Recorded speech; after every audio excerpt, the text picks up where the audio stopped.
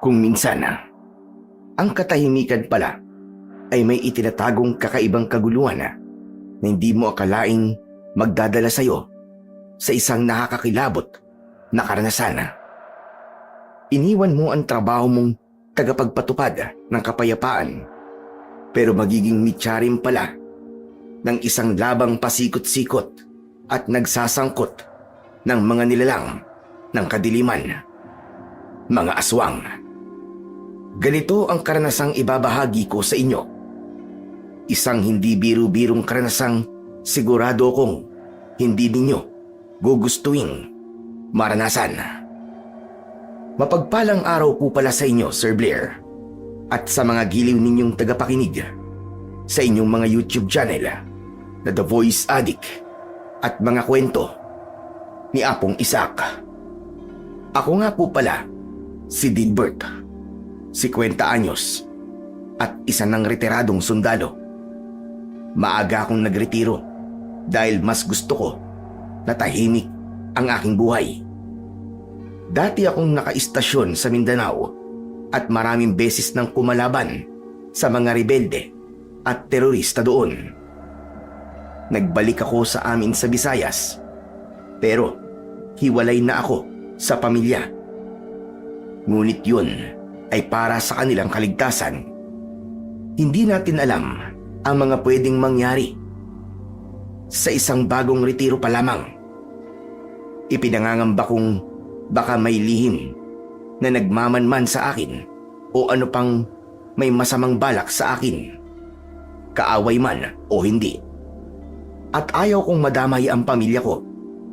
Kahit nung bagong sundalo pa lang ako, inilihim ko ang pamilya ko.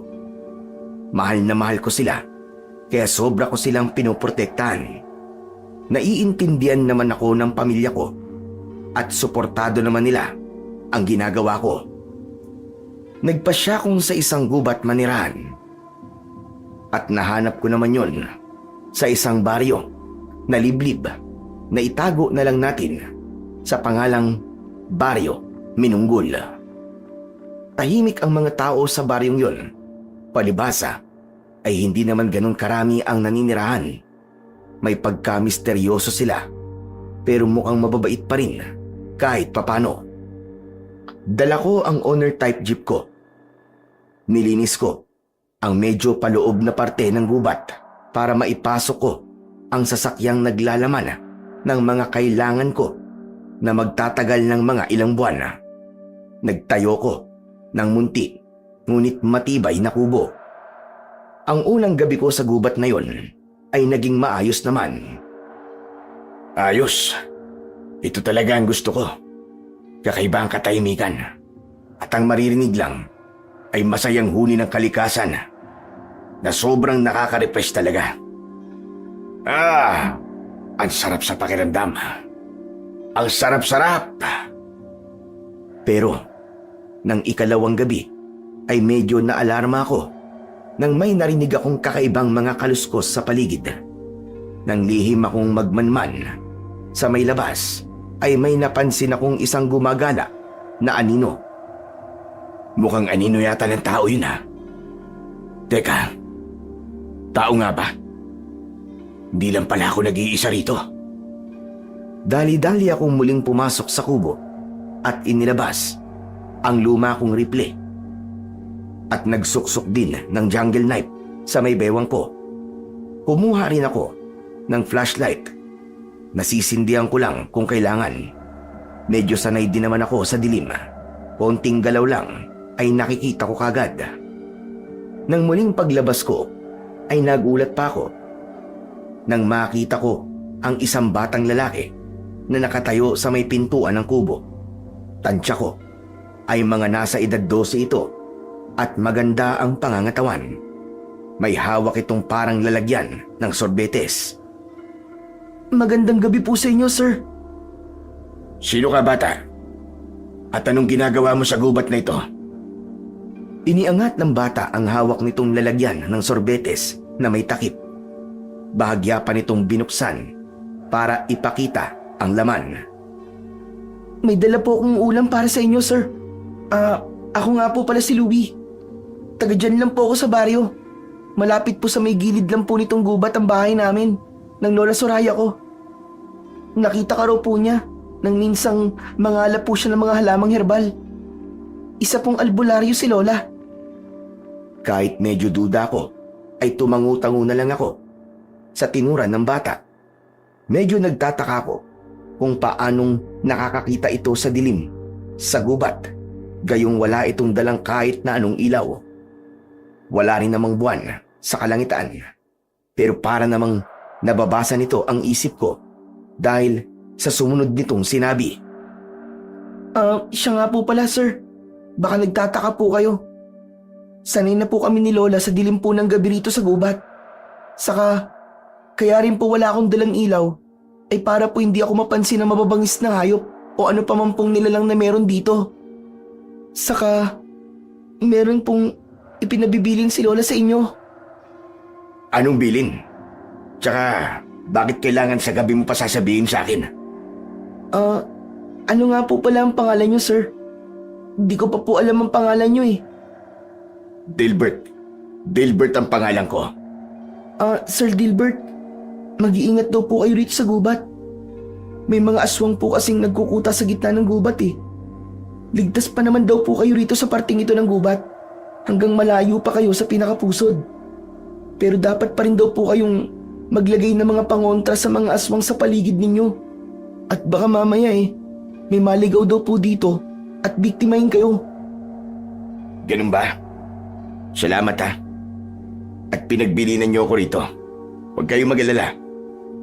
Dati ako sundalo at sanay ako sa gitna ng peligro. Talagang paghahandaan ko kung totoo mang may mga aswang dito. Hindi ako makakapayag na may gumambala sa katahimikan ko rito. Parang nasisiyan naman na tumangu-tango ang bata sa sagot ko. Napakaamo ng mukha nito. Ayos po kung ganun, sir. Ito na po pala yung ulam nyo na niluto po ni Lola. Balikan ko na lang po bukas ang lalagyan. Saka kung may iba pa po kayong kailangan, pwede po kayong magsabi sa akin bukas. Handa po namin kayong tulungan ni Lola para masiguro daw po na ligtas ang pamamalagi nyo rito sa gubat. Sige, mag-iisip ako kung ano pa ang kailangan ko. Saan nga palang banda ang bahay nyo ng lola mo? Baka mapadalaw ako sa inyo bukas o kaya isa makalawa. Kung magbubuhat po rito, ay sundan nyo lang po ang sapa papuntang Hilaga. Malapit po sa dulo ng sapa ang kubo namin ni Lola. Makikita nyo po kagad dahil nag-iisang kubo lang naman po yon. Wala na pong ibang bahay sa bandaron. Okay, madali lang naman palang puntahan eh. O siya, akin na yung ulam. Salamat dito ha. Ipaabot mo rin ang pasasalamat ko sa lola mo. Siya nga pala. Uuwi ka pa ba sa inyo? Dumito ka na lang muna. Bukas ka na umuwi. Naku, hindi po pwede, Sir Dilbert eh. Di ko po kasi pwedeng iwanang mag-isa si Lola buong magdamag. Alam niyo na po, matanda na po siya. Saka huwag niyo po akong alalahanin. Sanay na po ako rito sa gubat. Sandali lang po, makakauwi na po ako agad sa amin. O sige, basta mag-iingat ka ha. Saka mukhang wala ka palang dalang kahit anong pangontra sa aswang. Sandali at sasabitan kita ng tinirintas na bawang. Marami akong bawang sa kusina ko. Naku, wag na po, sir. Hindi na rin po kailangan. Sige po, aalis na po ako. Magkita na lang po ulit tayo bukas. Babalikan ko po kayo. Pipigilan ko pa sana ang bata. Pero napakabilis nitong umalis na para bang nagmamadali. Wala na akong nagawa, kundi ang mapailing na lang habang minamasdan nitong lumayo.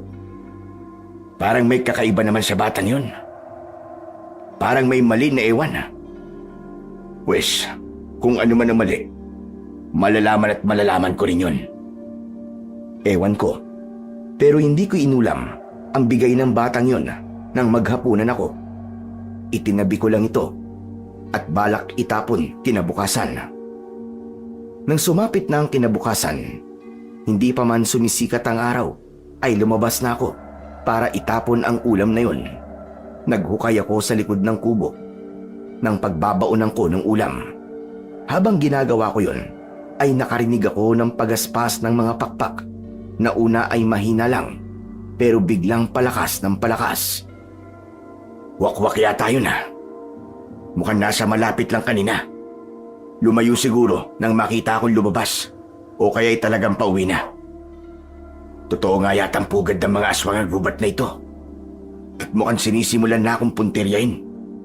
Kakasimula ko lang dito ay mabubulabog kagad ang katahimikang gusto ko. Kailangan ko maglagay kagad ng mga pangontra sa buong palibot ng kubo ko. Humanda kayo mga aswang kayo. Hindi niyo ako basta-basta mabibiktima. Isa yata akong matinik na dating sundalo. Tignan natin kapag ini-apply ko na ang military tactics ko. Pagsikat ng araw ay inihanda ko na ang lahat ng alam kong pangontra sa mga aswang. Kahit papano ay may alam naman ako at mabuti na lang talaga at marami akong nadalang asin. Una ay naglagay ako ng mga patibong sa palibot ng aking kubo, mga tinik at barbed wires na nadala ko. Kaunti lang muna dahil baka pati sina Louie at ang lola nito ay madamay. Sasabihan ko na lang ang mga ito kapag bigla silang dumating.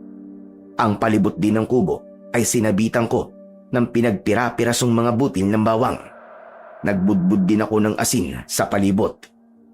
Sumunod ay nanguha ako ng mga kawayan at buho at ginawa kong mga busog at maliliit na mga pangulos.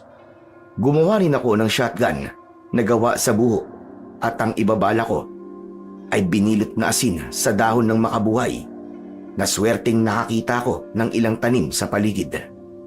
Bandang hapon na, nang matapos ako sa paghahanda, ay siya namang saktong pagdating ni Louie kasama ang lola nito. Napansin kong parang alangan ang mga ito na lumapit nang matanaw ko sila at tawagin. Naalala ko ang ilang mga patibong sa paligid ng kubo. Louie! Lola!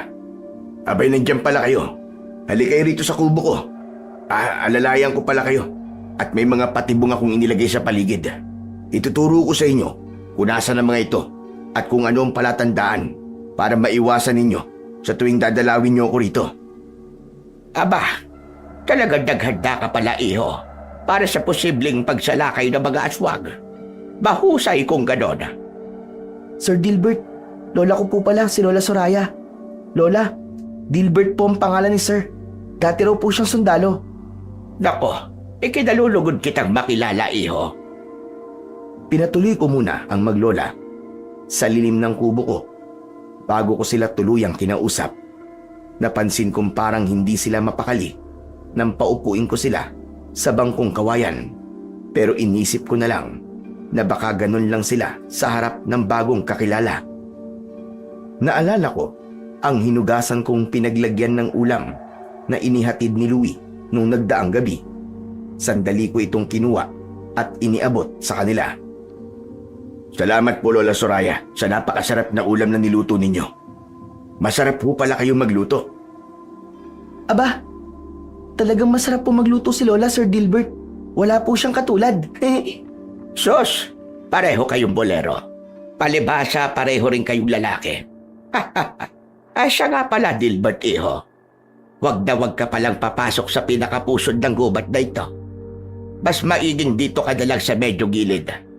Mas ligtas kasi rito. Totoo po ba talagang kuta ng mga aswang ang pusod ng gubat, Lola? Paano niyo po pala nalaman yun? Ang totoo, iho, ay matagal nang sinasalot ng mga aswang na yon ang Baryo Minunggol. Sumasalakay sila sa baryo tuwing kabilugan ng buwan. Ako na isang albularyo.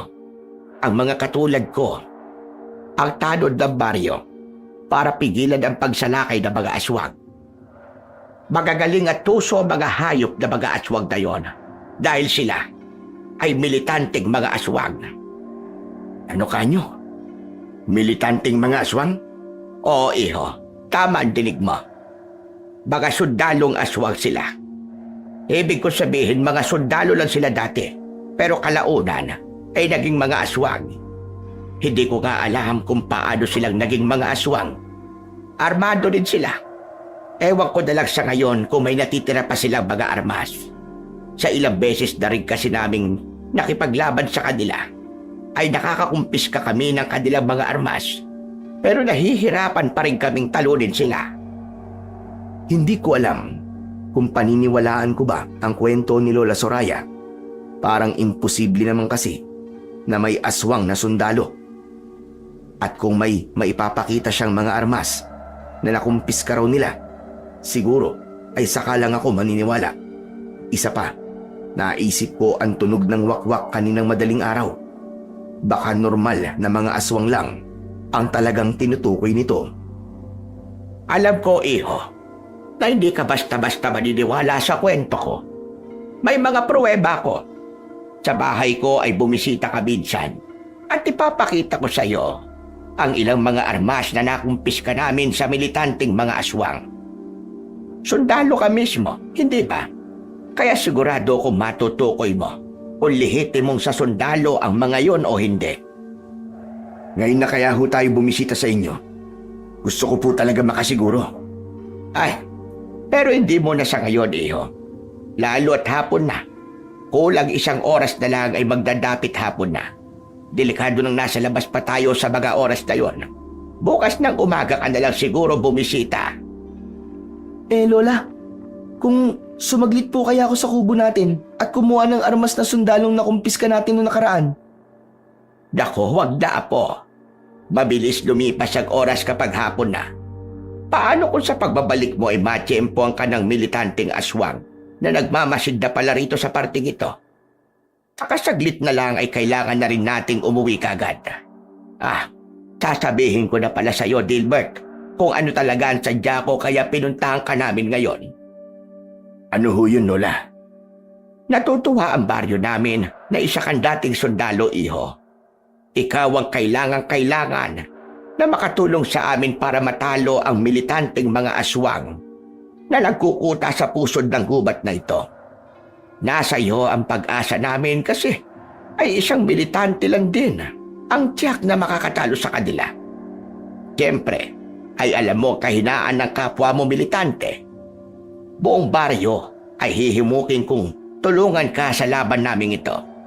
Kaya nakikiusap akong tulungan mo rin kami, Dilbert. Saglit akong malalim na napaisip sa mga nalaman ko. Mukhang ang katahimikang pinapangarap ko ay mauuwi rin pala sa isang gerang hindi ko inaasahan. Umiwas nga ako sa gera, kaya nagretiro na ako. Pero sa isang kakaibang gera naman pala ako mapapasubo. Bigla kong naipit sa pagitan ng isang baryo at militanteng mga aswang sa gubat. Ano, Dilbert? Maaasahan ka ba namin? Hindi ka namin pipilitin, iho. Bibigyan ka namin ng sapat na panahon para makapag-isip-isip. Pero, nandito ka na rin lang. Nakalulungkot pero sangkot ka na rin. Hindi ka na basta-basta makakaalis sa gubat na ito nang walang kinakampihan sa pagitan ng mga kababaryo ko at ng mga militanteng mga aswang. Magbuwat sa pagbisita namin ito, Diluwi, ay may mga mata ng lihim na nagmamatsyag sa atin. Kaya iba yung pag-iingat simula ngayon ang kailangan natin. Pag-isipan at timbangin mo sanang maigi ang lahat, Dilbert. O siya, aalis na kami. Hindi kami pwedeng abutan ng dilim sa daan, pauwi. Alam mo na. Sige po, Sir Dilbert. Aalis na po kami ni Lola. Mag-iingat po kayo palagi dito, Iba-ibang mga aswang po ang posibleng bumisita sa inyo rito mamayang gabi. Pero mabuti na lang po at may mga pangontra na kayong naipalibot dito sa kubo nyo. Palagay ko po ay ligtas naman po kayo rito buong magdamag. Salamat, At pinatatatag mo ang loob ko, Louie. Salamat din po sa inyo, Lola Soraya, sa paggambala ninyo sa katahimikan ko. Hayaan nyo at pag-iisipan ko pa rin po mabuti ang mga nalaman ko sa inyo. Kapag nakapag-desisyon na ako, ay pupuntahan ko na lang kayo sa inyo. May pagkasarkastiko ang sagot ko. Hindi ko talaga kasi nagustuhan ang sadya nila sa akin. Para bang inuobliga pa ako sa mga bagay na ayaw ko na. Hindi ko ugaling magpaka-plastic. Nang paalis na sila, ay napansin kong papasimula na pala kagad ang takip siling. Nagmamadali pa nga ang maglola sa paglalakad. Ano ba yan, Apo? Sabi ko na nga ba, at mabilis ang oras. Papadilim na pala. Nako, dalian natin ang paglalakad.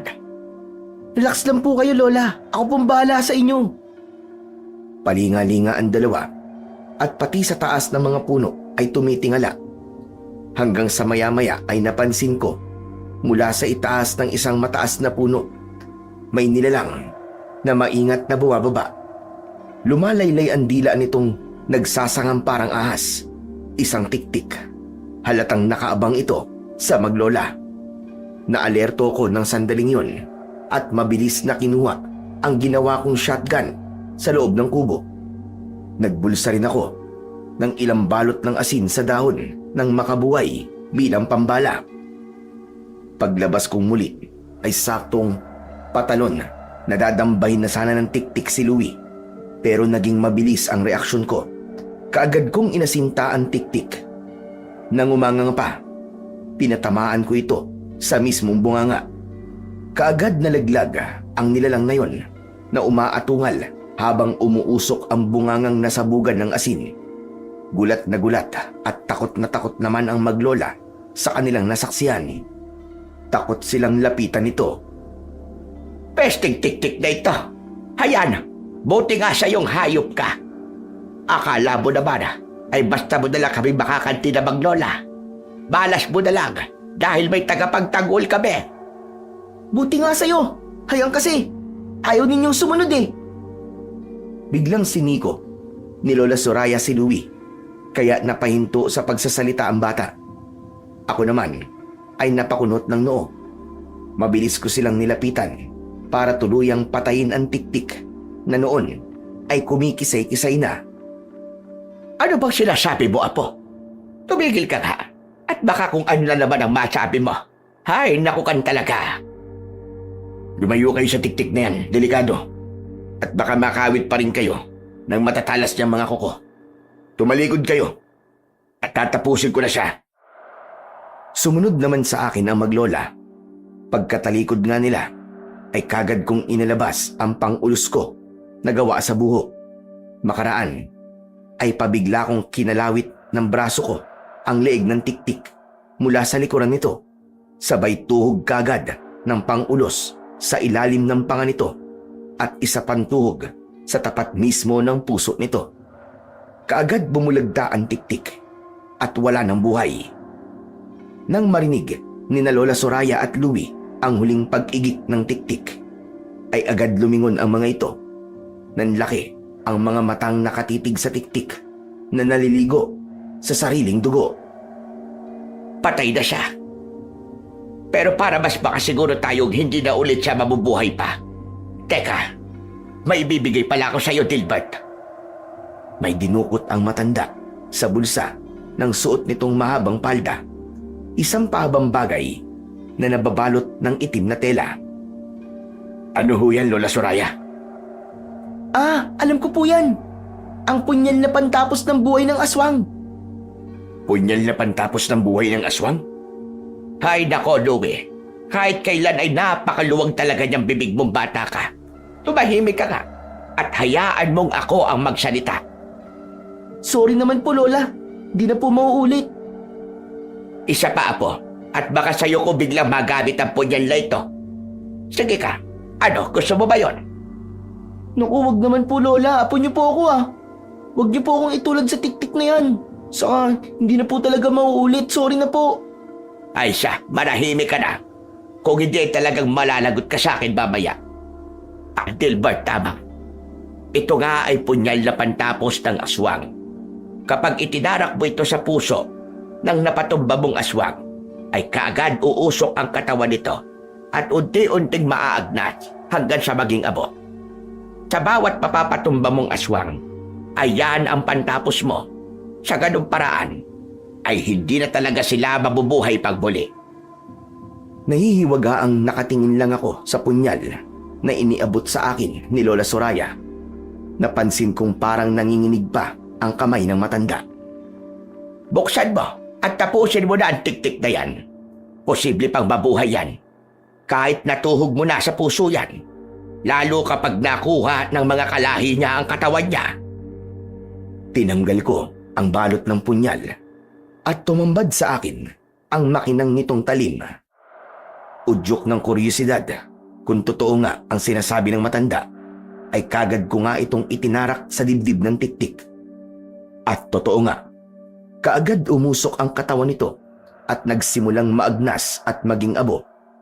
Nanlaki ang mga mata kong hindi ako makapaniwala. Aba, totoo nga po ang sinabi niyo ah. Nakakamanga. Lola, sa akin na ho ba ang punyal na ito?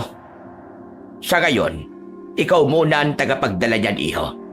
Tsaka ko nalang babawiin sa'yo kapag natalo na natin ang grupo ng mga militanteng aswang at iba pang aswang na magtataka ng buhay mo at ng buhay naming maglola. Wala na ho ba kayong ibang ganito? Wala na, iho. Nag-iisa lang yan at sa akin nakaatang ang tungkulin para dyan. Minana ko pa yan sa kanununuan ko. Pero bakit ipinapaubayan niyo po sa akin kung sa inyo pala nakaatang ang tungkulin para dito? Pwede ko naman pansamantalang ipaubaya yan sa iba. Ako pa rin naman ang ituturing niyan na Panginoon.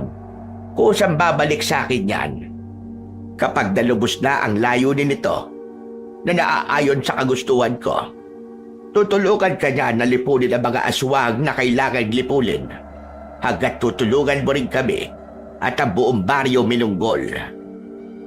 Napatango-tango ako sa sinabi ni Lola Soraya, pero bigla akong may naisip itanong tungkol sa punyal. Lola, kahit ano po bang uri ng aswang ay kaya nitong tapusin? Kaya rin po ang militanteng mga aswang? Ay oo, iho. Lahat ng uri ng aswang ay kaya niyan. Ngunit lalo na ang mga militanteng aswang. Ayos po pala ito kung ganun. Salamat po. At pansamantala niyong ipinaubaya to sa akin. Sa pamamagitan po nito, ay mas madali ko kayong matutulungan at mas mapoprotektahan ko ang kapayapaan dito sa palibot ng kubo ko. Siguro naman po, ay lalong matatakot sa akin ng mga aswang na magtatangkang lumapit dito. Siya nga po pala.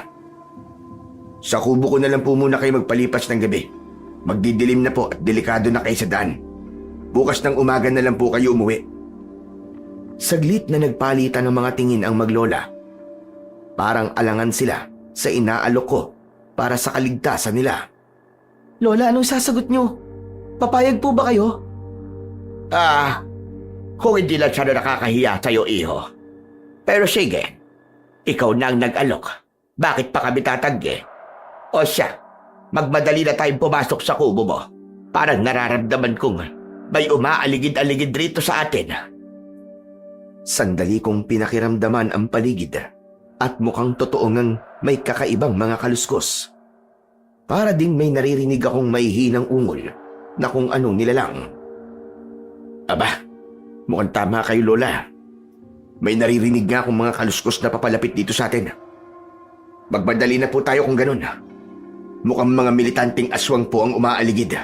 Kailangan ko pong tahimik at palihim na mag-scout mamaya para makasiguro kung ligtas tayo buong magdamag.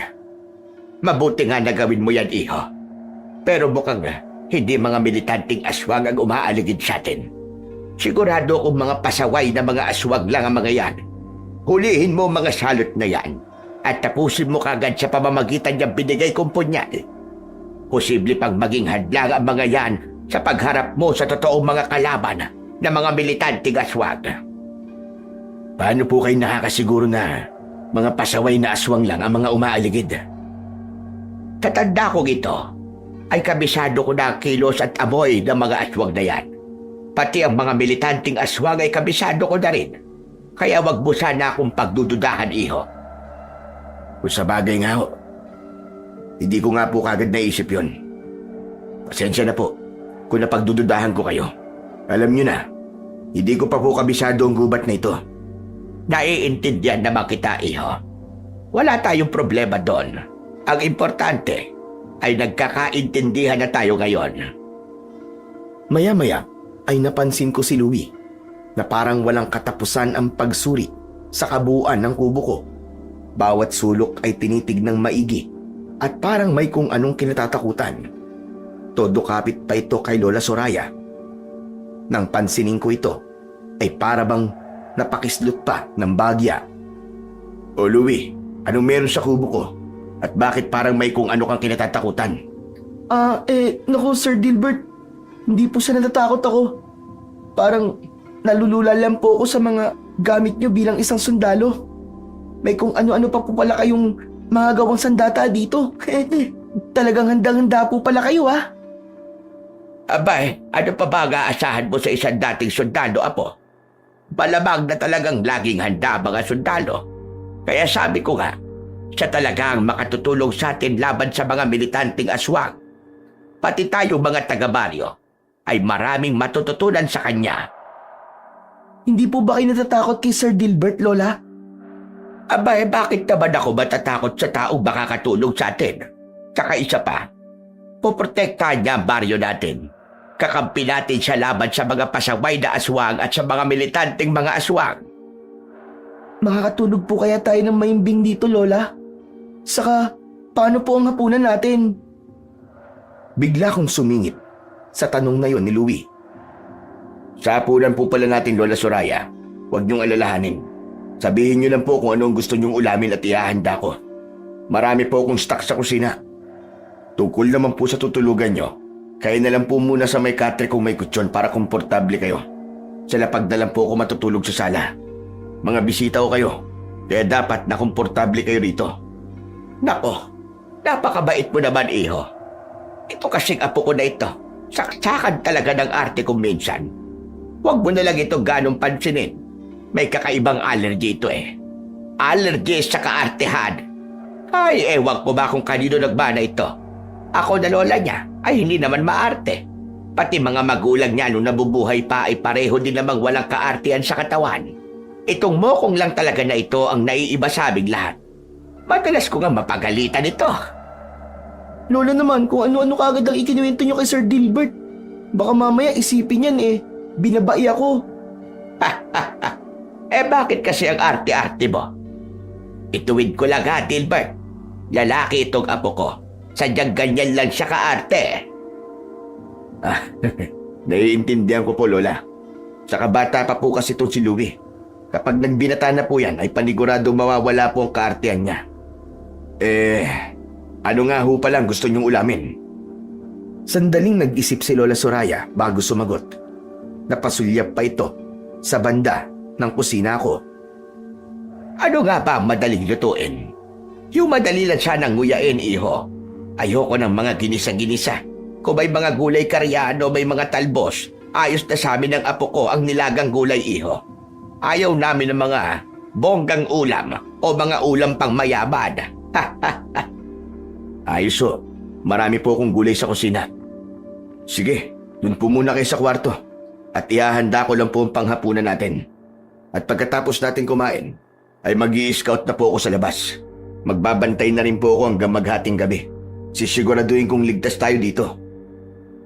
Inihanda ko na nga ang hapunan namin.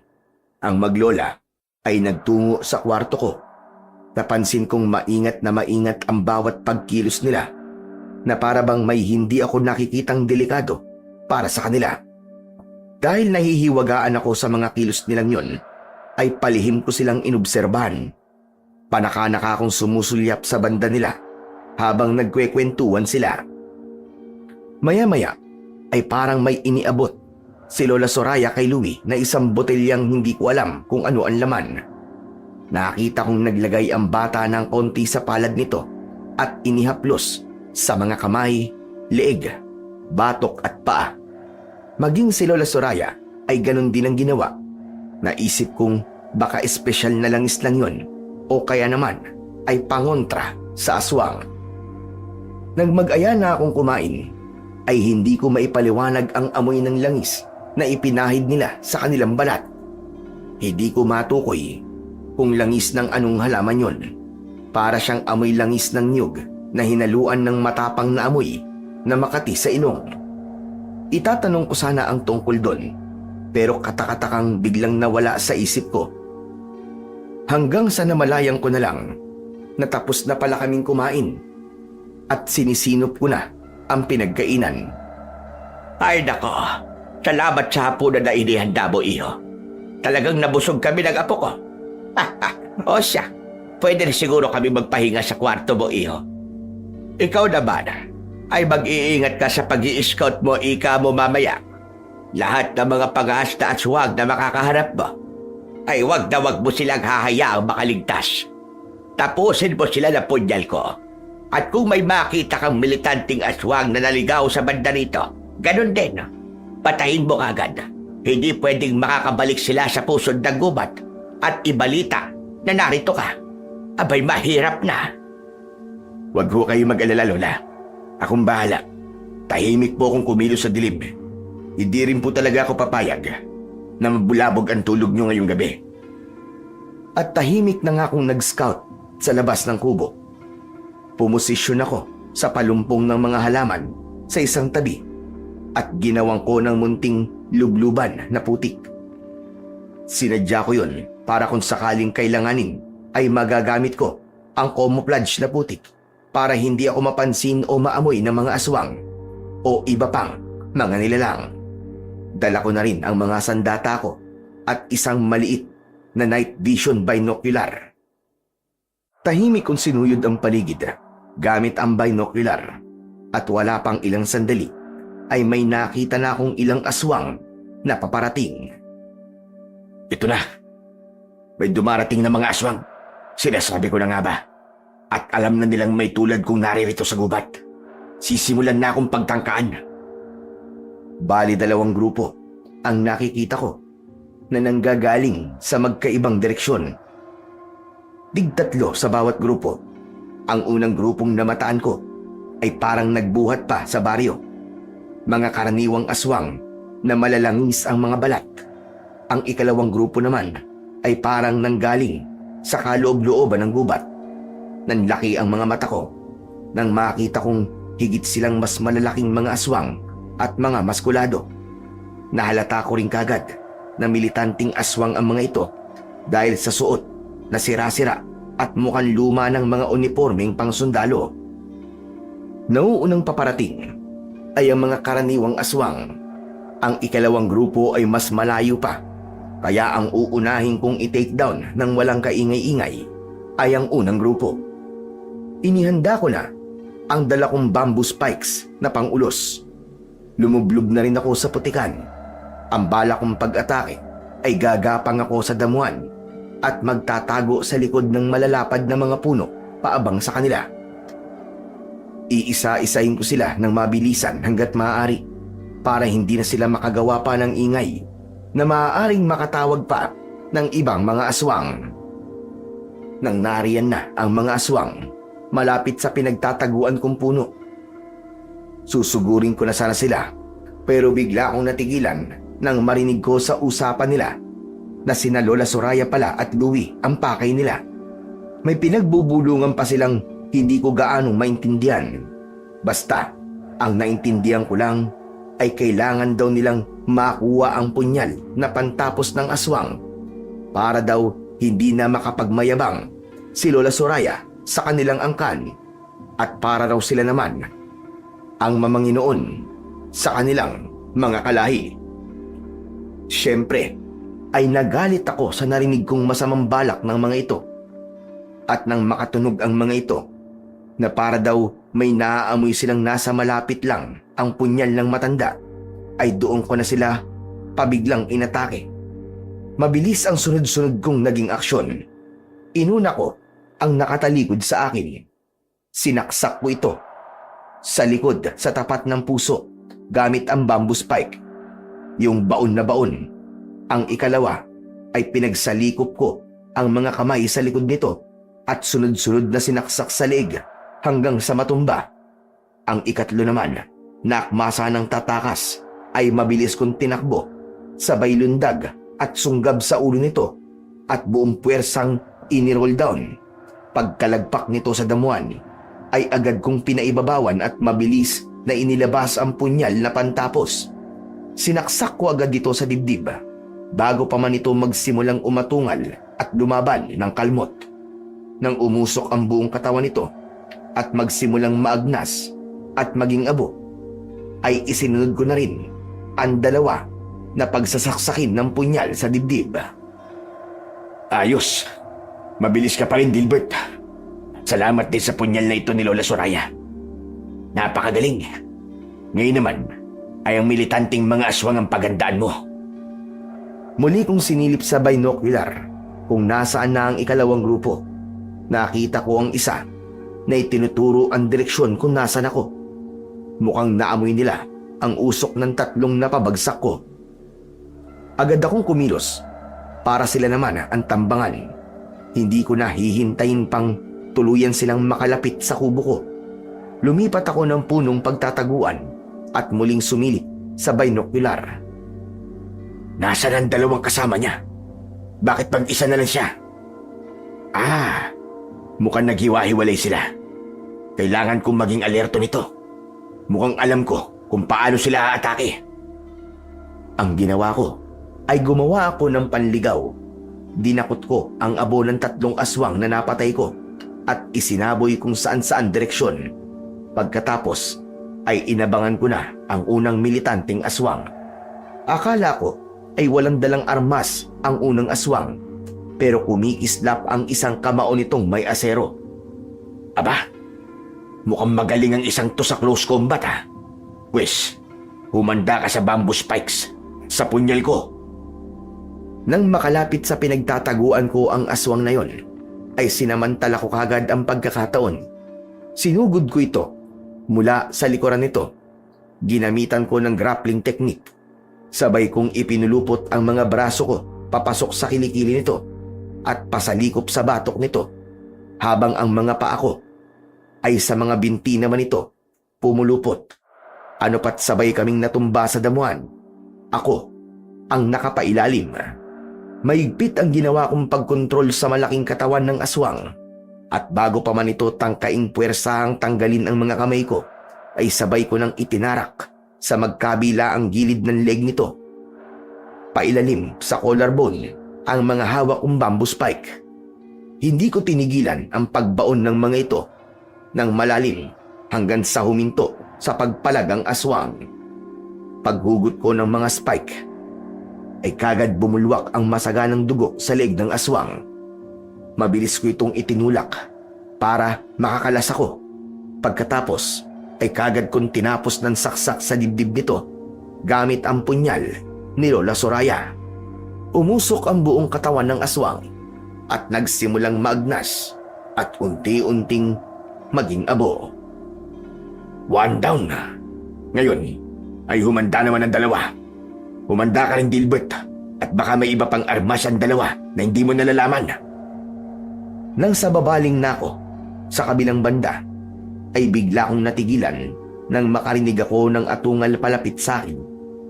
Dadapa pa lang sana ako sa damuhan para gumapang, ay saka ko naman napansin ang bulto ng ikalawang aswang na patakbong pasalubong sa akin. Naamoy pala ako nito. Kaya naman ay hinarap ko na kagad ito.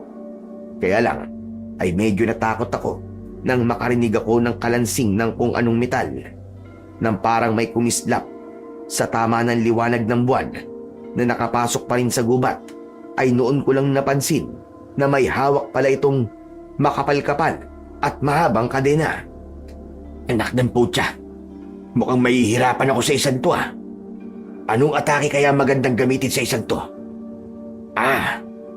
Kailangan ko ng liksi sa pag-iwas dito.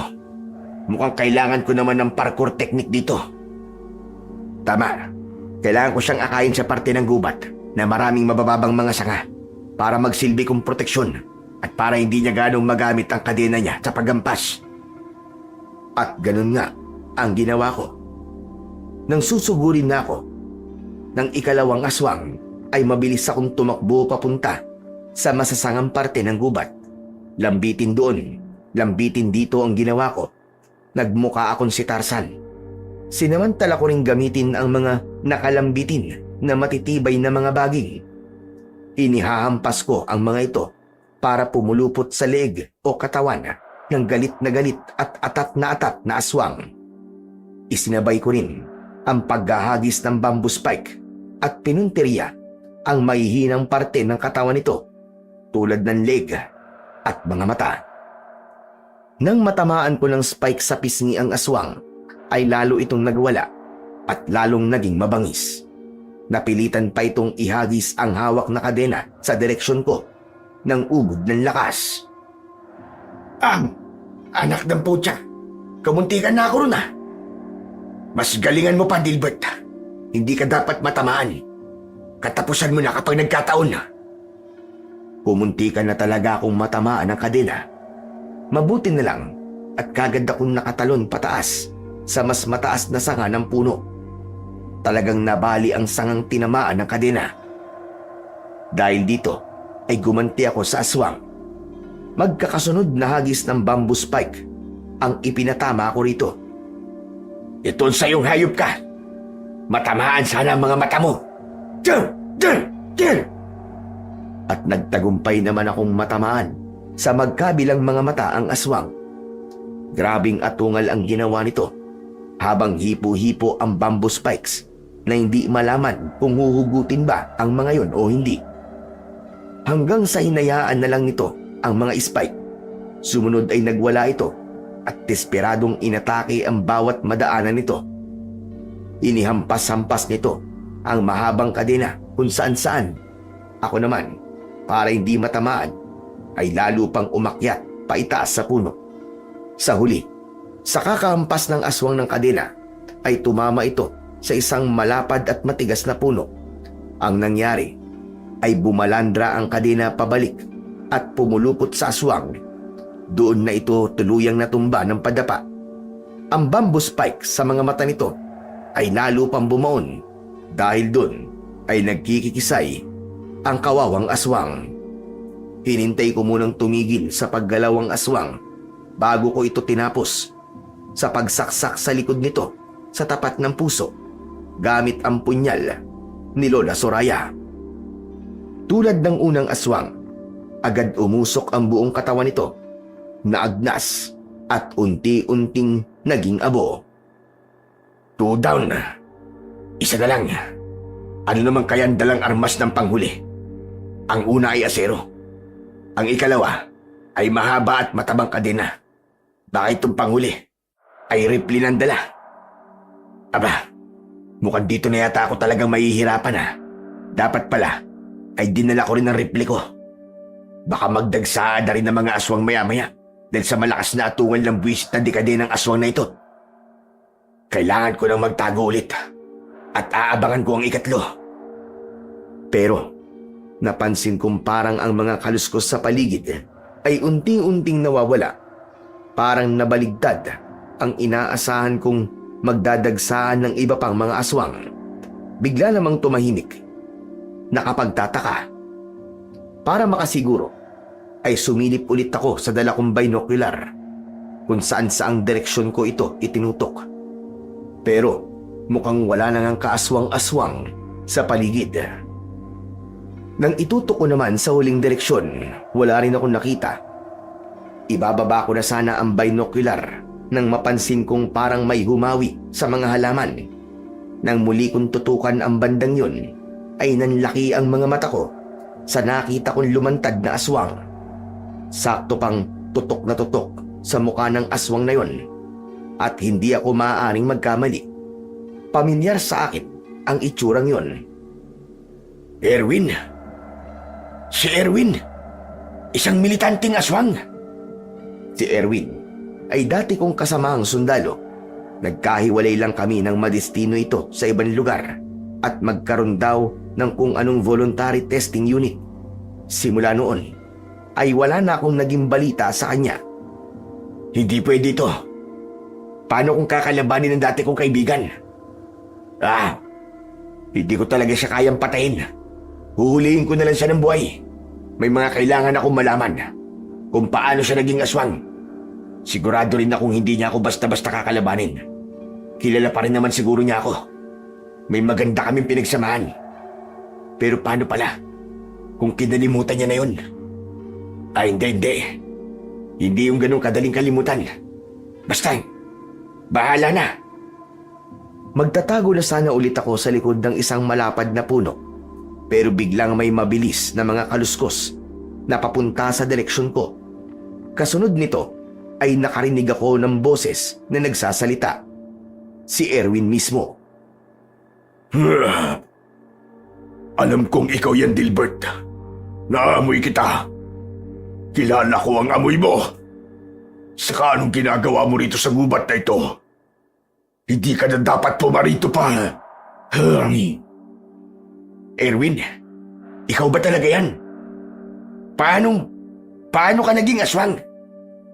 Walang ano-ano, ay biglang palundag na tumambad si Erwin sa harap ko. Napakapangit ng itsura nito. Mapupula. Ang nanlalalim na mga mata. Maumbok ang bunganga dahil sa nag-uuslian nitong matutulis na mga pangil. Buwaghag at matitigas ang mga buhok nito na parabang mga alambre. Ang mga kuko sa kamay ay may itim, mahaba at matutulis. Nakakasulasok ang amoy ng luma at punit-punit nitong uniforme. At tulad ng hula ko, ay may hawak nga itong isang rifle. Mahabang kwento, Dilbert. Pero bubuodin ko para sa iyong kaalaman. Lihim kaming pinag-eksperimentuan ng gobyerno sa pinagdalhan sa amin na unit. Palalakasin lang sana kami para ilaban sa mga aswang. Pero nagkamali ang ginawang ritual.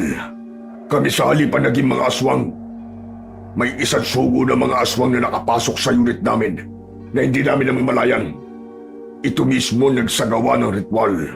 At simula noon, ay pinabayaan naman kami ng gobyerno. Ang gubat na ito ngayon ang pinakakuta namin. Kung paano kami napadpad dito, ay hindi namin nalaman kagad. Huli na, nang may napagtanto kami. Nang bibiktima kayo ng mga tao? Sasagot pa sana si Erwin, pero bigla itong naalerto at itinutok ang hawak na rifle sa bandang likuran ko. Paglingon ko, ay sina Lola Soraya pala at Louie. Si Louie ay dala ang luma kong rifle. Si Lola Soraya naman ay nagdala ng mga busog na kawayan. Kasama mo mga yan, Dilbert. Nirecruit ka nila rito laban sa amin. Bigla kong hinila ni Lola Soraya ng sandaling yon. Lumayo ka sa kanya, Dilbert. Hindi mo ba nakikita? Isa siyang militanteng aswang. Hindi ka nila pwedeng mapatay o makuha. Hoy! Sundalong aswang! Ibaba mo yung hawak mo. Kung hindi, ay papasabugin ko ang bungo mo! Nagtutukan ng rifle. Sina Louie at Erwin. Ako naman ay kumalas sa pagkakahawak sa akin ni Lola Soraya at pumagitna. Iniharang ko ang katawan ko kay Erwin. Sandali lang, Lola Soraya. Louie, ibaba mo muna yung rifle ko. Magkakilala kami ng aswang na ito. Ano ka ba? Kilala mo ang aswang na yan? Kahit na, isa na siyang aswang ngayon, Dilbert. Gayon din, ay kailangan na natin siyang patayin. Dilbert, lumayo ka sa dalawang yan. Hindi mo ba alam na? Biglang sinenyasan ni Lola Soraya si Louie. Napaputokan na si Erwin at kagad naman yung sinunod ng bata. Pero dahil hindi ito sanay sa armas na hawak, ay sa balikat lang ni Erwin ang tinamaan nito. Lumagapak si Erwin sa damuhan. Mabilis kong inagaw ang rifle mula kay Louie. Pero si Lola Soraya naman ang umatake kay Erwin. Tutuhugin na sana nito si Erwin sa dibdib, pero nakaiwas ito at nagpagulong-gulong palayo. Papuputokan naman sana ni Erwin ang matanda, pero mabilis ko namang sinugod si Erwin at ibinaling ang rifle sa ibang direksyon. Kaya nang pumutok ito ay walang natamaan. Makaraan ay inagaw ko rin sa kanya ang rifle. Tanga ka, Dilbert. Hindi mo dapat inilihis ang rifle ko. Hindi ka dapat nagtitiwala sa maglolang yan. Dapat na silang mamatay eh. Galit na galit namang muling sinugod ni Lola Soraya si Erwin. Bumuelo pa ito at itinutok ang hawak na busog. Ikaw ang dapat mamatay na aswang ka. Gumagawa ka ng kwentong kasinungalingan. Dilbert, tumabi ka. Tatapusin ko na ang aswang na yan. Dahil galit na galit si Lola Soraya, ay wala na akong nagawa kundi ang tumabi. Naglaban sila ni Erwin, pati si Louie ay nakisali na rin. Ako naman ay hindi ko malaman kung sino ang papanigan ko.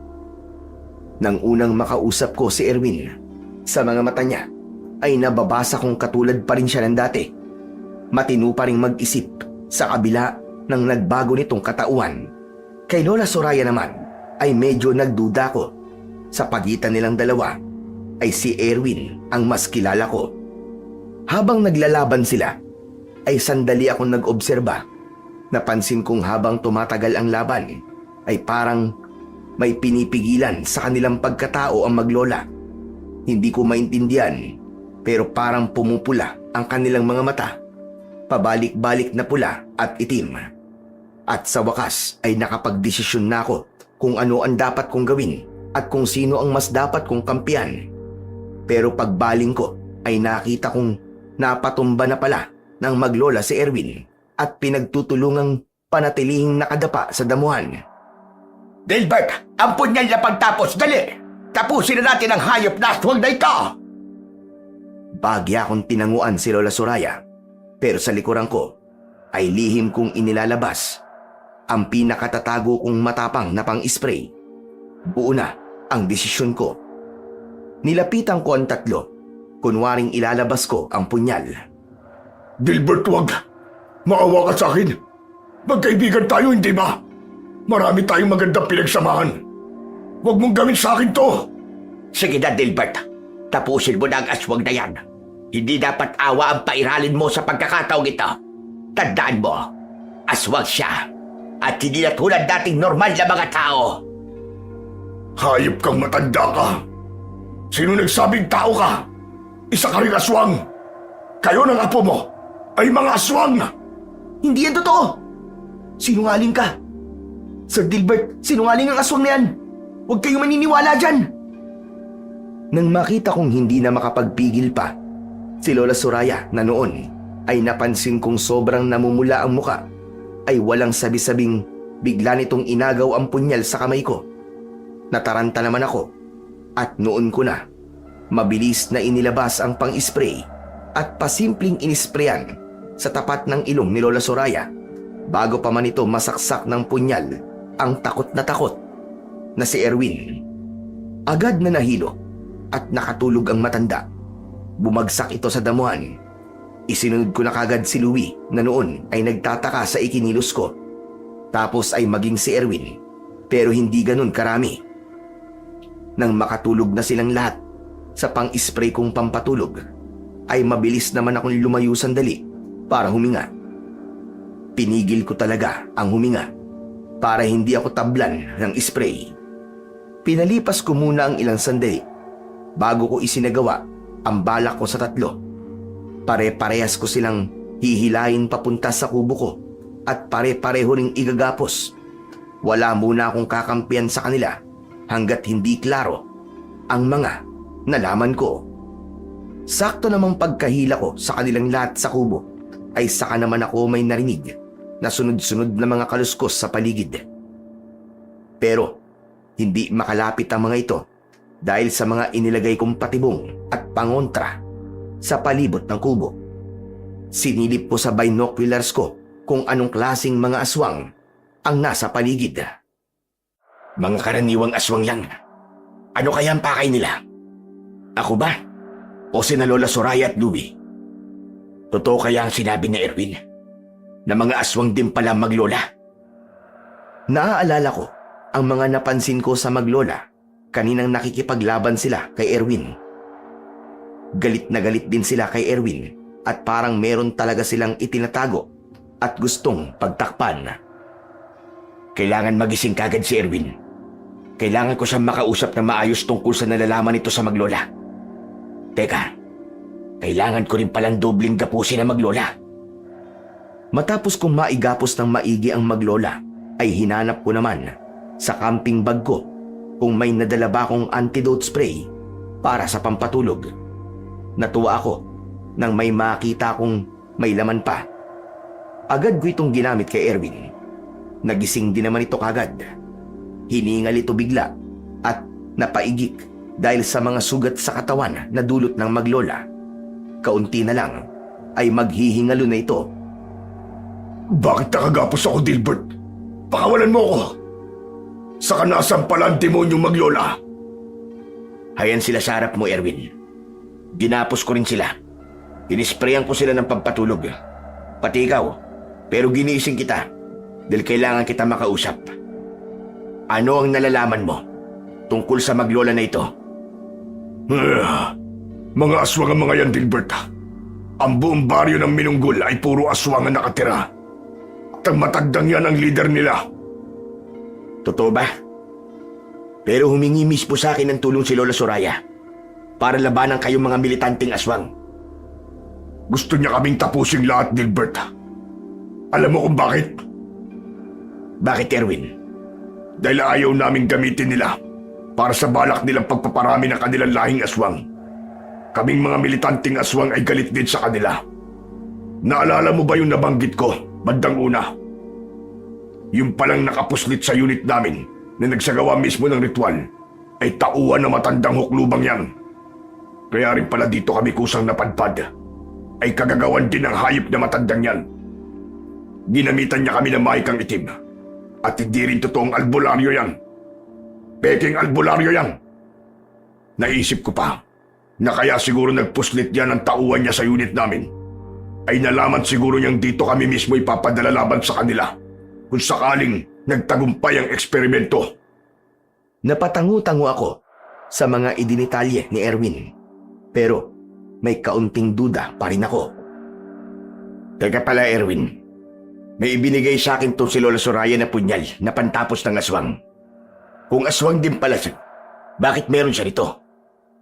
Inilabas ko ang punyal na kumuntikan na ring maisaksak ni Lola Soraya kay Erwin. Natakot siya rito. Ginagamit ka lang niya, Dilbert. Sabi ko nga, ay balak talaga niyang tapusin kaming lahat. Yan din talaga ang balak ni Boss Gilier. Ang makuha namin niyang punyal. At kaming tatlo ni Nabugoy at Norman ang naatasang mag-scout sa banda rito. Pero hindi ko akalain narito ka pala. Pinatay mo ang dalawa kong kasama. Pero wala akong alam, Erwin. Pasensya na. Kung nalaman ko lang kagad, ay hindi ko gagawin yon. Wala na tayong magagawa sa nangyari, Dilbert. Ngayon ay tulungan mo na lang si Boss Gilier laban sa mga aswang sa baryo. Nararamdaman ko sila sa paligid. Nag-aabang lang sila sa hudyat na ibibigay ng buwisit na matandang yan. Sinasabi ko sa iyo, matapos ka nilang gamitin, ay ililigpit ka rin nila kagad. Kaya ngayon pa lang ay patayin mo na ang maglolang yan. Tapusin mo na sila sa pamamagitan ng punyal na yan. Huwag mong masyadong ilakas ang boses mo at baka marinig ng mga aswang sa paligid ng pinag-uusapan natin. Saka may iba akong plano. Hindi ko munang pwedeng patayin na maglolang ito, Erwin.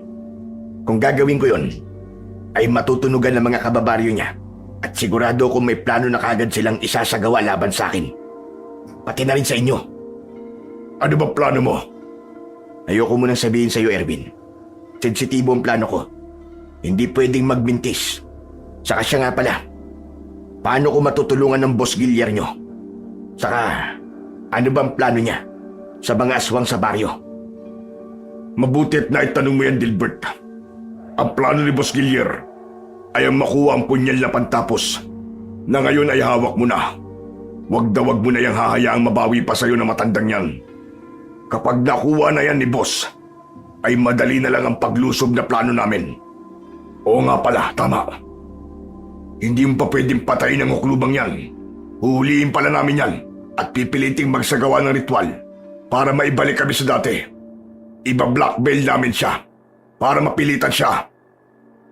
Pero paano, Erwin? Kung may backup plan din palang matandang ito?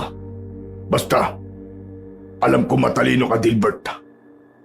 Kaya kailangan mo makipagkita at makipag-usap kay Boss Gilier. Malaki ang may tutulong mo sa kanya para matalo ang lahi ng Sorayang yan. Pero hindi ko kilala si Boss Gilier nyo, Erwin. Saka paano ako nakakasigurong hindi niya ako gagawa ng masama kapag nakita niyang isa lamang akong tao? Hindi mo siya kilala, oo. Pero ikaw ay kilala niya, Dilbert. Isama mo ako habang buhay pa ako. At ako magpapatotoo sa kanya. Nakakampi ka namin. At hindi ng baryo ng mga aswang ng Sorayang yan. Nang biglang umungol si Lola Soraya, ay natigil ang pag-uusap namin ni Erwin. Sinenyasan ko siyang huwag munang maingay. Hinila ko siya at itinago muna sa kusina para hindi siya makita ng matanda kailangan ko ring makausap ang matanda para mapulido ko ang niluluto kong plano. Dito ka muna, Erwin, ha? Wag ka munang gagawa ng kahit na anong ingay. Kailangan ko lang din makausap si Lola Soraya. May kukumpirmahin lang ako. Huhulihin ko siya sa sarili niyang bibig na hindi niya namamalayan. Mag-iingat ka sa kanya, Dilbert. Tuso matandang yan. Muli kong binalikan si Lola Soraya. Inihanda ko na rin ang pang-spray ko na pampatulog. Pabalik na ang malay nito. Ganon din si Louie. Nagulat pa ang mga ito nang matuklasang nakagapos ang mga ito sa iisang poste sa pinakagitna ng kubo. Dilbert, anong ibig sabihin nito? Bakit nakagapos kami ng apo ko? Pakawalan mo kami. Nakadasan ng militanteng aswang na sugatan. Napatay mo ba? Nasaksak niyo yata, Lola, ang hayop na sinungaling na yun. Di po ba, Sir Dilbert? Sumakay na lang ako sa sinabi ni Louie. Naisip kong may pagkaulyanin pala si Lola Soraya. Kung ganun, ay pwede ko pala itong bilugin. Tama ka, Louie. Naging abo na siya. Kalagan mo kami, Dilbert. Bakit mo ba kami ginapos? Nang ilabas ko ang punyal na pantapos at nilaro-laro sa palad ko, ay napansin kong medyo kinabahan si Lola Soraya. Pero agad nitong itinago ang nararamdaman. Si Louie naman ay nasulyapan kong napalunok ng laway. Kalagan mo na kami, Dilbert. Nararamdaman ko maraming mga aswang na nag-aabang sa labas. Baka bigla silang sumugod dito. Paano na kami ng apo ko? Baka mga militanteng aswang din ang mga yan. Kalagan mo kami. Relax lang ho kayo, Lola. May tatanong lang muna ako sa inyo. Bago ko kayo kalagan, gusto ko lang po makasiguro sa isang bagay. Ano bang itatanong mo? Itanong mo na habang nakakapagpigil pa. Basta, itanong mo na. May nakapagsabi po sa akin tungkol sa punyal na ito, Lola. Naniniwala po kung alagad ng liwanag ang totoong may-ari nito at hindi alagad ng dilim. Tama po ba ako, Lola? Oo, tama ka, iho. Tulad kong alagad ng liwanag lang ang pwedeng magmay-ari at mamanginoon dyan. Kapag nasugatan po ba nito, ang pinapanginoon nito ay hindi siya maaano, Lola? Halimbawa, sugatan ko kayo ngayon ng punyal na ito. Anong mangyayari sa inyo? Ano bang klaseng tanong yan, Dilbert? Pinagdududahan mo ba ako? Kung ano man ang mga nalaman mo mula sa militanteng aswang kanina, ang mga yon ay puro kasinungalingan lamang. Tandaan mo, tuso ang mga aswang. Tuso! Magaling silang humabi ng mga kwento para mapaniwala ka. Natanong ko lang naman po, Lola. Galit na galit kagad kayo. At bigla namang sumingit si Louie. Lola, naririnig niyo po ba ang mga ungol ng mga aswang sa labas? Mukhang naghihintay na sila ng hudyat natin. Kahit ako talaga bata ka. Mga militanteng aswang na nasa labas. Dilbert, kalagan mo na kami at may kailangan akong isagawang ritual para kontray ng mga aswang sa labas. Bilis na! Delikado tayo dito! Nagkunwari naman akong susundin ko ang utos ng matanda. Pero wala itong kaalam-alam sa gagawin kong test dito. Siyempre, ay dinaanan ko muna si Louie. Tinalikuran ko siya para hindi makita ni Lola Soraya ang gagawin ko. Inisprayan ko naman muna ang bata ng pampatulog nang direkta mismo sa ilong nito. Sunod, habang kunwari kong kinakalagan si Lola Soraya, ay may itinanong ulit ako. May tanong pala ako, Lola.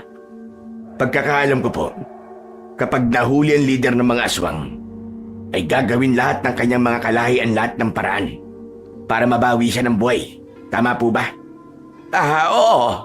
Teka, bakit ba ang dami mong tanong? Kanina ka pa. Kalagan mo muna ako bago tayo mag-usap.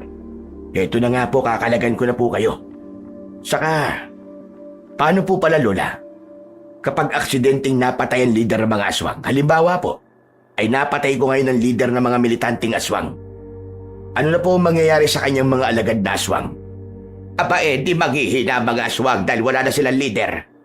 Mas madali natin silang mauubos kapag ganun. Ganyan din ang plano ko sa leader ng mga militanteng mga aswang. Sige na, kalagan mo na ako. At pagtutulungan na nating isagawa yon. Matagal lang nagtitiis ang buong baryo namin. Panahon na para tuldukan ang pagtitiis namin sa mga hayop na militanteng mga aswang na yon. Pero paano po natin mahuhuli ang leader ng mga militanteng aswang? Sa pamamagitan mo, isa ka ring militante, di ba? Dapat ay alam mo ang kahinaan nila. Yun mismong makakatalo sa kanila. Eh ano naman po ang kapalit na gagawin kong pagtulong sa inyo? Aba, bayani. Bayani ang magiging turing namin sa iyo ng buong baryo. Baka pa nga ituring ka nilang parang Diyos. Iba tumanaw ng utang na loob ang mga kababaryo ko, iho. Itong punyan lang po na ipinaubayan niyo sa akin ay sapat na pong premyo para sa akin. Akin na lang po ito, ha? Pwede naman, iho. Teka nga, parang nakakahalata na ako, ha? Kakalagan mo pa ba ako o hindi na? Medyo galit na noon ang tono ni Lola Soraya. Mukhang hindi na makakapagpigil pa, pero parang natuwa naman ako roon. Kaya sa halip ay ginatungan ko pa. Anong gagawin nyo kung ayaw ko nga kayong kalagan? Huwag mo akong subukan, Dilbert. Hindi mo alam kung paano ako magalit. Baka magsisi ka. Louie po, humanda ka na. Yung hudyat, gawin mo na. At inilantad ko si Louie kay Lola Soraya. Nang makita ito ng matanda na tulog at lantang gulay ito, ay galit na galit ako nitong tinitigan. Apa, anong ginawa mo sa apo ko? Pwes magbabayad ka sa ginawa mo ngayon din, Gilbert. Nagulat ako nang biglang nagbago ng anyo si Lola Soraya. At dahil sa pagbabagong anyo niya tungo sa pagiging aswang, ay napansin kong nagsisimulang mapigtas ang mga gapos nito. Kaya naman ay nataranta ako. Mabilis ko siyang muling inisprayan ng pampatulog. Dinamihan ko yun para siguradong talab na talab at tapat na tapat mismo sa ilong niya. Hindi tuluyang nakapagpalit ng anyo ang matanda. Sa halip ay nahilo lang ito at muling nawalan ng malay. Pero kinabahan ako nang biglang magsiatungal din ang mga aswang sa labas. Parang atat na atat ang mga itong sumugod at naghihintay lang ng hudyat. Ang sunod kong ginawa ay dinagdagan ang gapos ni Lola Soraya. Sinigurado kong kapag nagpalit ulit ito ng anyo ay hindi na muling mapipigtas ang mga ito. Sa pamamagitan ng binocular ay muli kong sinilip ang mga aswang sa labas. Marami sila at parang nag-uusap-usap. Sigurado kong nakakatunog na ang mga ito sa nangyayari kay Lola Soraya. Dahil naman nakakasiguro na kung si Lola Soraya pala ang mas kalaban, ay binalikan ko si Erwin at kinalagan ito. Tama ka nga sa mga sinabi mo, Erwin. Ngayon ay naniniwala na ako sa iyo. Si Lola Soraya nga ang totoong kalaban. Salamat naman, Dilbert. Ngayon ay kailangan natin kumilos. Ramdam kong atat na atat ng sumugod dito ang mga aswang sa paligid. Mga alagad na matandang hukluban. Ano na pala ang nangyari sa kanya? Ano na ngayon ang balak mo? Yung bata ang gagamitin natin, Erwin, para makaalis tayo kagad dito. Kailangan makabalik ka sa kuta ninyo at sasama ako. Dadalhin natin si Lola Soraya. Pero paano natin siya dadalhin? Gayong maraming mga aswang nakaabang sa labas. Basta, ako nang bahala. Si Louie nga ang gagamitin natin. Si Aling Soraya ay isisilid natin sa sako. Babalutin natin siya maigi para hindi mahalata at para hindi rin maamoy ng mga kababaryo niyang mga aswang. Sige, basta't siguraduhin mong walang mintis ang plano mo. Ang kailangan lang ay makapasok tayo ng konti sa loob ng gubat. May backup kaming paparating kapag natagalan na hindi kami nakakabalik agad. Tutulungan nila tayo kung sakaling biglang sugurin tayo ng mga aswang kapag nabuking nila tayo. Mabuti kung ganun. Eh ikaw pala, kumusta naman ang pakiramdam mo? Kakayanin mo pa bang kumilos ng maayos dahil dyan sa mga sugat mo? Teka pala, alam ko, ang mga aswang may kakayahang pagalingin ng kanilang mga sugat sa pamamagitan lang ng pagdila at paglaway. Wala ka bang ganong abilidad? Oo nga pala. Bakit nga pala hindi ko naisip yun? Hindi lang ako, kundi pati na mga kasamahan ko sa kuta. Kung naisip lang namin kagad, di sana pala. May chance ang buhay pa hanggang ngayon ang mga namatay naming mga kasamahan. Sandali, susubukan ko. Agad ngang sinubukan ni Erwin ang sinabi ko. Kung sa bagay, hindi ito natural na aswang, kaya hindi nito alam yon. At tulad ng inaasahan ko na ikinamangha ni Erwin, ay unti-unti ngang naghilom ang mga sugat nitong nilawayan niya. Aba, ang galing, Dilbert. Gumagaling na ang mga sugat ko. Salamat sa nasabi mo. Sabi ko na nga be, paano yan ngayon? E di konting pahinga lang, ay makakabawi ka na rin sa lakas mo. Mas madali lang tayong makakatakas dito. Oo, Dilbert. Ngayon nga mismo, habang naghihilom ang mga sugat ko, ay ramdam ko na kagad ang pagbalik ng lakas ko. O siya, kailangan na natin kumilos. Isasako natin itong matanda at itatabi sandali. Tapos ay gigisingin ko na si Louie para sa plano natin pagtakas. Ikaw naman ay magtago ka ulit muna sa kusina. Nang gisingin ko nga ang batang si Louie, ay ang Lola Soraya kagad nito ang hinanap. Ni hindi nito naalala ang ginawa kong pag-spray dito. Sir Dilbert, nasan po si Lola Soraya? Naku Louie, kanina ay biglang may lumitaw at nakapasok ditong ilang militanteng aswang. Nadukot ang Lola Soraya mo. Ang bilis ng pangyayari. Di man lang ako nakaporma para protektahan ng lola mo. Hala, talaga po? Paano po ngayon yan? Kailangan mabawi po natin ang lola ko. Tsaka pala Louie, habang itinatakas ng mga militanteng aswang si Lola Soraya, ay may ibinilin siya sa akin.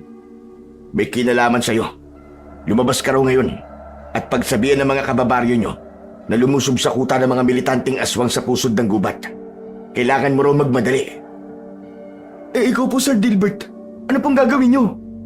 Siyempre, susunod ako sa inyo. Nasa akin ang punyal na pantapos sa mga militanteng aswang. Ako ang tatapos sa kanilang lahat. Alam na po ninyo ang sekreto namin ni Lola. Oo, Louie. Umamin na sa akin ng lola mo at naiintindihan ko naman siya. Kaya sige na, lumabas ka na. Naghihintay na sa'yo ang mga kababaryo mo. Heto, kakalaga na kita ha. Sabihan mo kagad sila. Magmadali ka.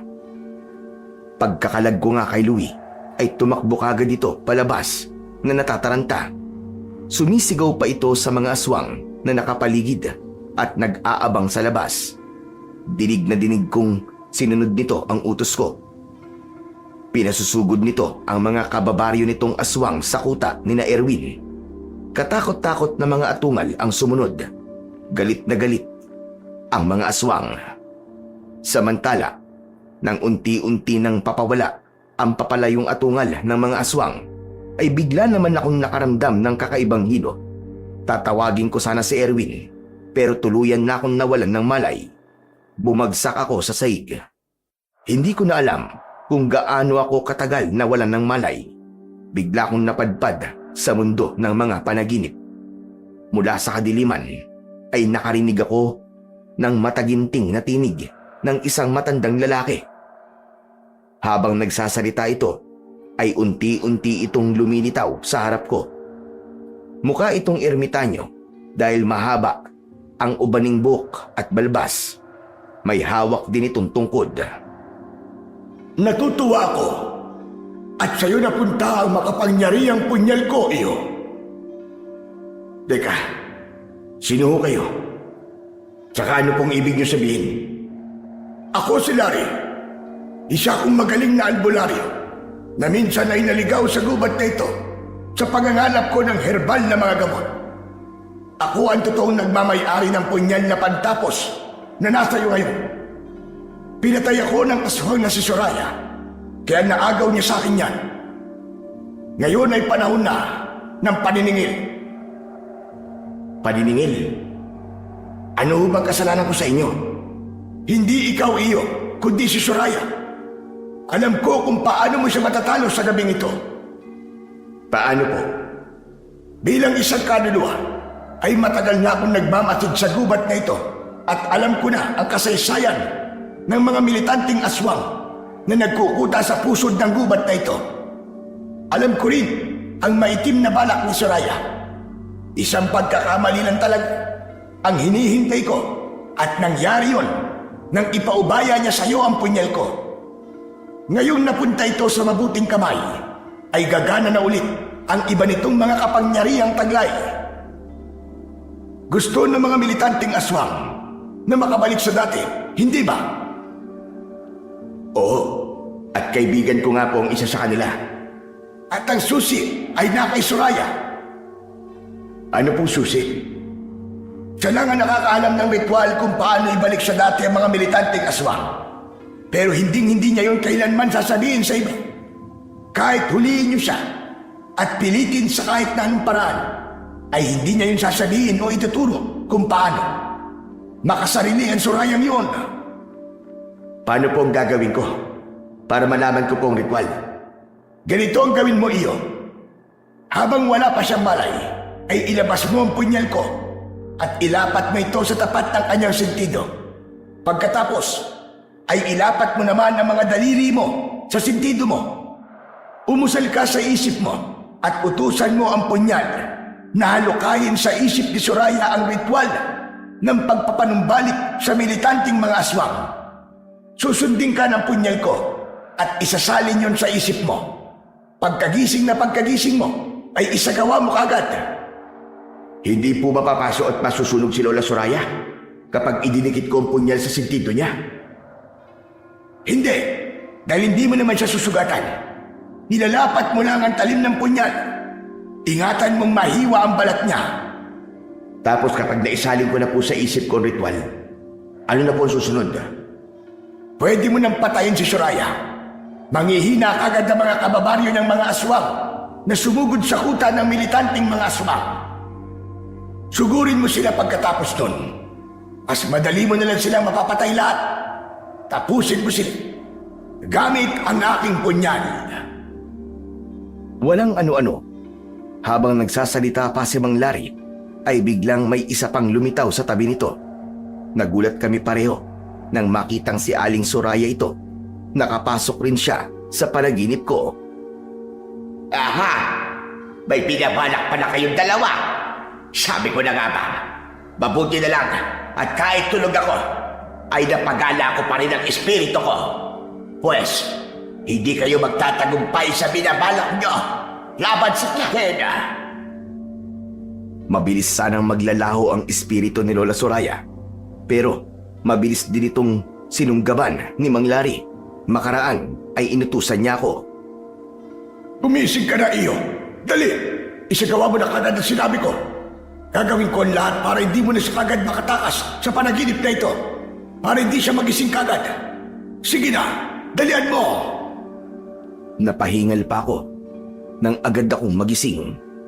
Natatarantang inilabas ko ang pang-spray ko para kung sakali ay makatulog lang ulit si Lola Soraya. Butik, naubos na pala laman ng pang-spray ko. Nako, kailangan ko nang isagawa kagad ang sinabi ni Mang Larry.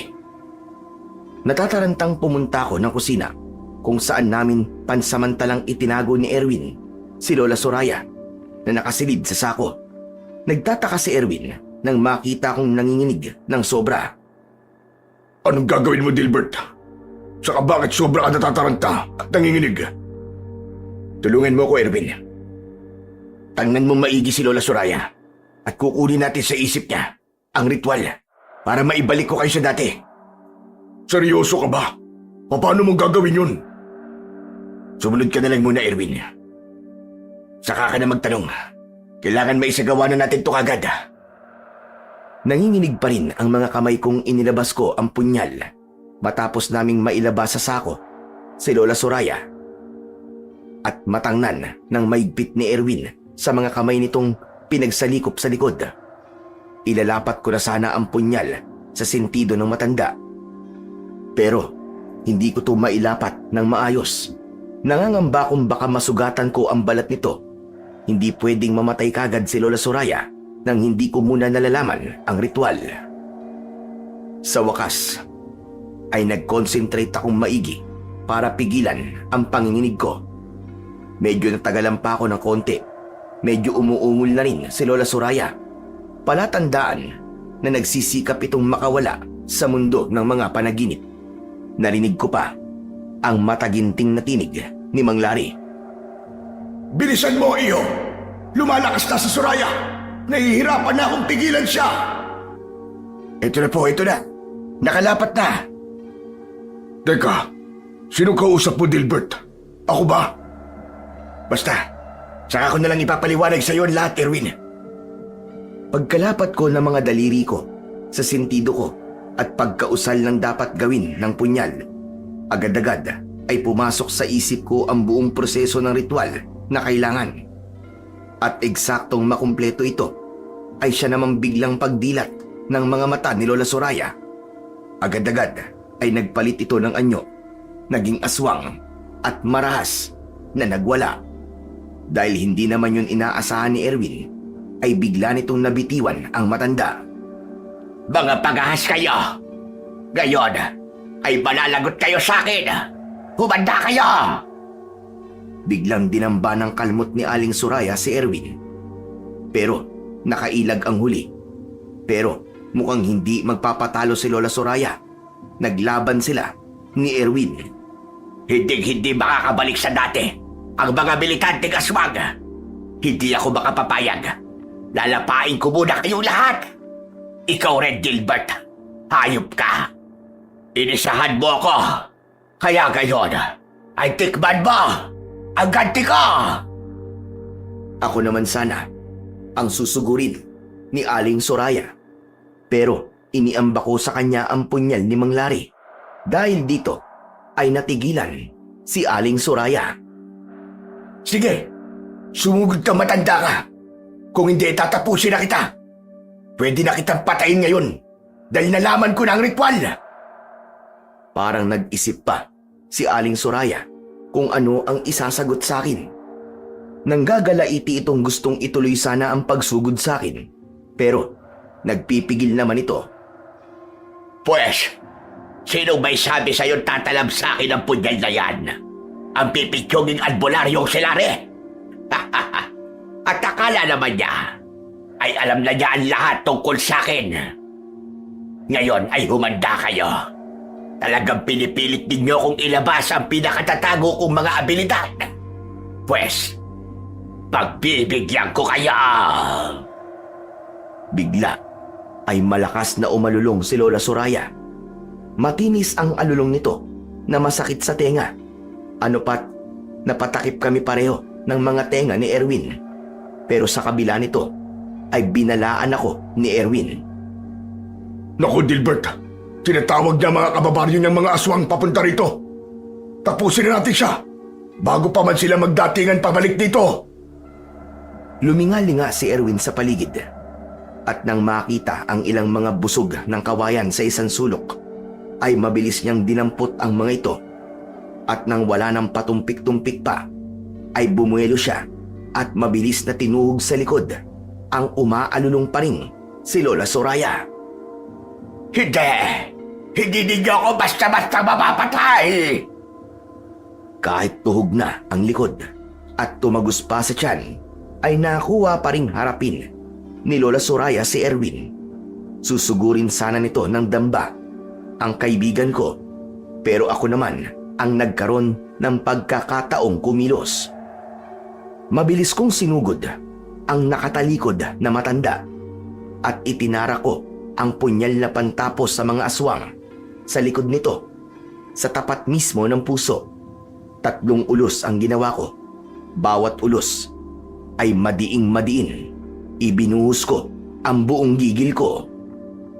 Katapusan mo na, Lola Soraya. Ang katulad mong salot ay hindi na dapat nagtatagal pa sa mundo.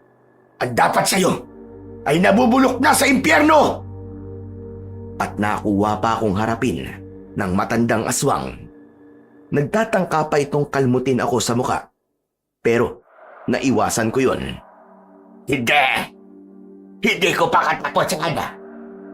Ipakita na hangot ka. Mabubuhay pa akong muli para gantihan ka. Isinusuboy. Pero hindi na naituloy pa ni Lola Soraya ang pagsumpa sa akin nang biglang umusok ang kanyang bibig at unang-una mismong naagnas.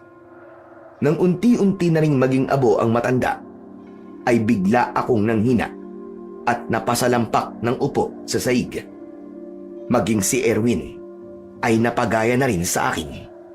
Pero saglit lang ay nagsalita siya at muling tumayo at dumampot ulit ng ilang busog na kawayan. Hindi pa rito nagtatapos ang lahat, Dilbert. Tumayo ka riyan. Naririnig ko na ang paparating na mga aswang na tinawag ng matanda na to. At mukhang marami sila. Oo nga pala. Yan ang sinasabi mong backup natin. Nasaan na sila? Bakit wala dito? Naririnig ko rin ang mga atungan ng mga kasamahan ko, Dilbert. Sumusugod na rin sila. Sige na, tumayo ka na riyan. At armasan mo ang sarili mo. Sasalubong tayo para maipit sila sa gitna. Tama ka. Saka mas mahina na sila ngayong wala na si Lola Soraya. Saka si Louie pala. Huwag nating idamay ang bata. Hindi, Dilbert. Papatayin din natin siya. Malamang na alam na niyang napatay na natin ang lola niya. Kung bubuhayin pa natin siya, maghihiganti at maghihiganti pa rin siya. Nasa sistema yun ng natural na mga aswang. Isasama ko siya sa ritual para maging tao na rin siya. Hindi tatalab sa kanya yun, Dilbert. Maniwala ka. Ano ang babaligtarin mo sa tulad niyan dati ng aswang? Isipin mo nga. Siya, kumilos ka na. Paparating na sila. Dahil wala na rin pag-asa pala para kay Louie, naawa ako sa kanya at wala na akong magagawa. Kaya naman ay tumayo na ako at inilabas lahat ng mga armas na ginawa ko. Iniabot ko rin ang ibang bamboo spikes kay Erwin. Hindi siya pwedeng humawak ng bamboo shotgun na ang bala ay asin na binalot sa dahon ng makabuhay. Tara na, Erwin. Tapusin na natin ang lahat ng mga aswang sa baryong ito sa gabing ito. Sa wakas, ay matatahimik na ulit ang buhay ko pagkatapos nito. Yun ang pinaka-inaasam-asam ko.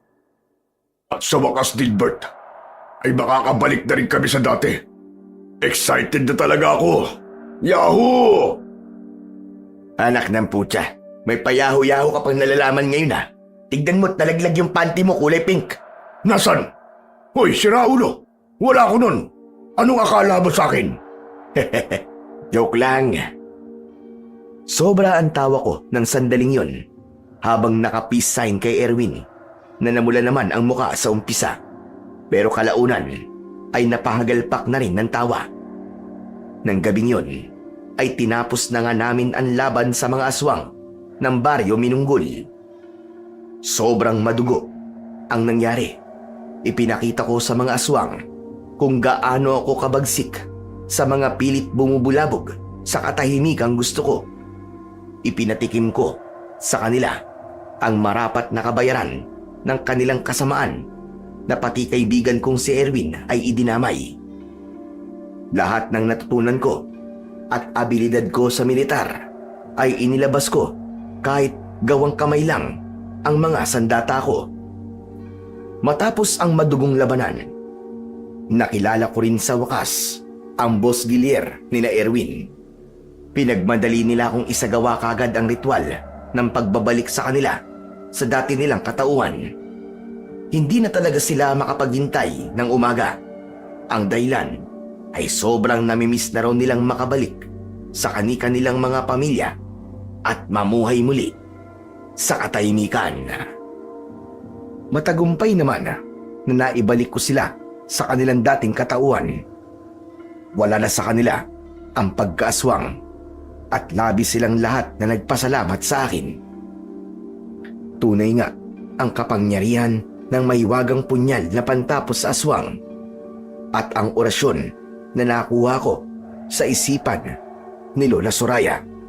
Sa isip ko, lihim akong nagpasalamat sa Panginoong Diyos at kay Mang Larry dahil natapos na ang lahat at makakapamuhay na muli ako ng tahimik na aking pinaka-aasam-asam.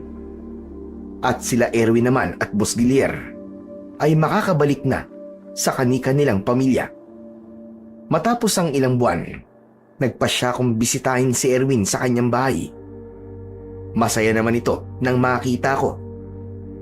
Nagkumustahan kami hanggang nauwi sa yayaan sa maboteng usapan. Nagyaya ito na uminom.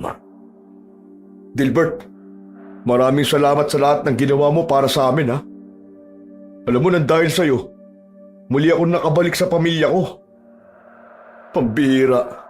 Alam mo, kala ko talaga, doon na ako mabubulok sa impyernong lugar na yun, eh. Ay, ewan ko ba. Talagang nagpapasalamat ako sa'yo. Hehe, huwag mo lang isipin yun, walang anuman. Pero Erwin, salamat din sa'yo. Dahil kahit naging aswang ka, biruin mo nakilala mo pa rin ako. At hindi mo ko naisipang saktan. Kumbaga mas nangibabaw pa rin sa'yo ang pagiging tao at ang mga pinagsamahan natin noon. At ang pinakamahalaga sa lahat, kahit aswang ka, hindi nawala ang pananampalataya mo sa Panginoon. Patuloy pa rin yung nag-apoy sa puso mo. At yun, ang tunay na nagligtas sa'yo, pare. Kaya nga pero alam mo pare, muntik na. Nagdadasal ako, pero iniisip ko kung pakikinggan ba ako ng Diyos. Dahil siyempre, naiisip ko isa akong aswang. Natatawa nga ako minsan sa sarili ko Meron palang aswang na nagdadasal. Pero pare, napatunayan ko na kahit isa ka palang kampo ng dilim, ngunit hindi bumibitaw sa pananampalataya sa Panginoon, hindi kanya bibiguin, pare. Grabe, ang galing ng Diyos, pare. Nang dahil doon, lalong lumalim ang pananampalataya ko. Tama ka, pare. Dahil kahit gaano ka pa naging masama, ay may paraan pa rin para muli kang manumbalik sa pag-ibig ng Panginoon. Tsaka pare, alam naman niya na hindi mo ginusto yung nangyari sa'yo. Hindi mo ginusto na maging aswang ka, pare. Kumbaga, biktima lang kayo. Hindi mo ginusto na maging alagad ka ng kadiliman. Pero tama na yan, pare. Mag-move on na tayo. Ang mahalaga sa lahat, na pagtagumpayan natin ang masalimuot na pangyayaring yun at napatunayan natin na mahal tayo ng Panginoong Diyos at hindi niya pababayaan ang kanyang mga anak kahit kailan, kahit nasa pinakailalim pa ito ng kadilim-diliman ng mundo. Tama ka, pare. Oo nga pala. Pare, buntis ang asawa ko. Kapag nailabas ng bata at bibinyagan na, ikaw ang gagawin kong ninong, ha? Ops! Huwag kang tatanggi, pare. Bawal daw yun. Alam ko kasi, pare, malayo ang bahay mo, Kailangan mo pang lumuwas. Pare, matanong ko lang. Bakit ba ayaw mo na lang na tumira sa lungsod? Yung bang malapit sa sibilisasyon, malapit sa lahat. Nagtitiis ka rin sa gubat, Oo na, sige na, pumapayag na ako na maging ninong ng anak mo, pare. Congrats na kagad sa'yo. Yun sa tanong mo naman, na bakit hindi na lang ako sa syudad tumira at bakit nagtitiis ako sa gitna ng gubat.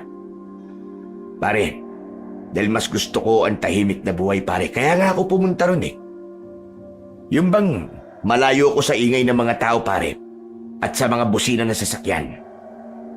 Yung bang malayo ako sa usok ng syudad, pare, at nakakalanghap ako ng sariwang hangin.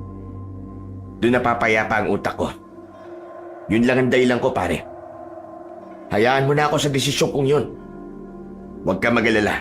Palagi naman akong dadalaw sa inyo rito kahit malayo ko. Lalo na't magiging sarado magkumpare na tayo. Kung yan ang pasya mo, pare, di sige. Suportahan na lang kita. Basta, pare, kung may kailangan ka, magsabi ka lang sa akin kahit ano. Huwag ka di mag-alala, pare. Pag nagkaroon ako ng pagkakataon, bibiglain ka naman namin ng dalaw sa lugar mo. Ayos yan, pare. O sige, mag-inuman na tayo. Ikasa mo, isang tagay para sa tagumpay natin at para sa katahimikan ng buhay. Ayos! Tagay para sa tagumpay at katahimikan ng buhay!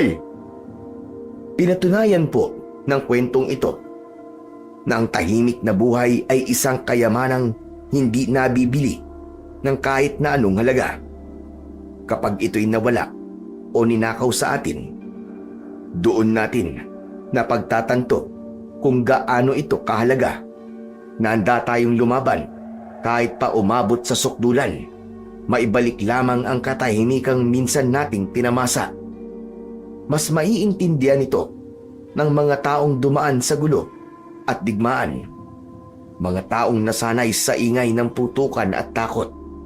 Para sa kanila, ang katahimikan ay hindi lamang kaginhawaan.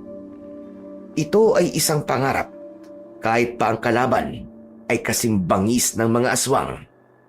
Handa silang humarap at lumaban. Masilayan lamang muli ang payapang bukas.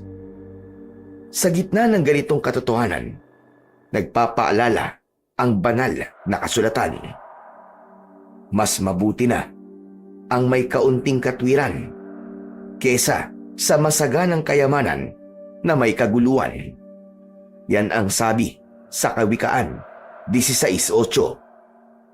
Sa huli, ang tunay na kayamanan ay hindi nasusukat sa dami ng ating ari-arian, kundi sa kapayapaang nananahan sa ating puso. Ang tahimik na buhay ay biyaya.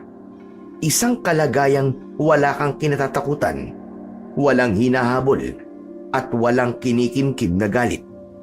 Dito mo tunay na mararamdaman ang pagmamahal ng Diyos. Sa bawat tahimik na umaga, sa bawat gabing payapa ang iyong isip, at sa bawat sandaling buo ang iyong loob. Sapagkat sa katahimikan, doon nagsasalita ang Panginoong Diyos sa puso ng tao, at doon natin lubos na nauunawaan na ang kapayapaan ay hindi lamang hinahanap. Ito ay ipinagkakaloob. Maraming salamat po sa walang sawa niyong pakikinig at pagsuporta sa aking mga YouTube channel na The Voice Addict at mga kwento ni Apong Isak.